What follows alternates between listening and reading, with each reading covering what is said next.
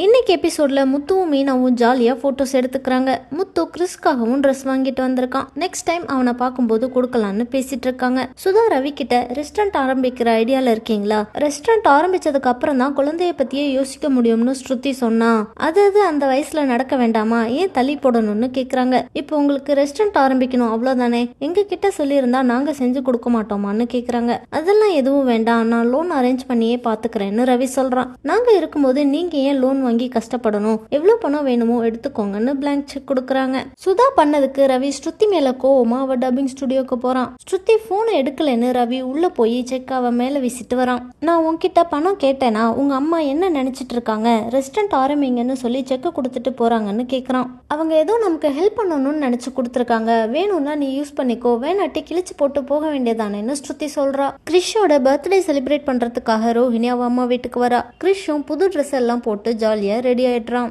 இன்னைக்குன்னு பார்த்து முத்துவும் மீனாவும் கிறிஷ் வீட்டுக்கு வந்துடுறாங்க.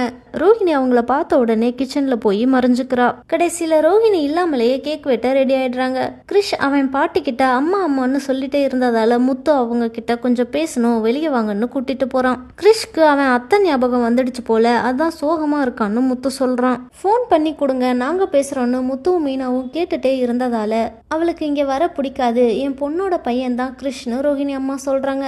உங்க பொண்ணோட பையனா, அப்புறம் ஏன் அத்தைன்னு சொல்லி வளர்க்குறீங்கன்னு மீனா கேட்குறா. அவ அப்படிதான் சொல்லி வளர்த்துருக்கா. என் வீட்டுக்காரர் இறந்ததுக்கு அப்புறமா எங்களுக்கு நிறைய கடன் ஆயிடுச்சு.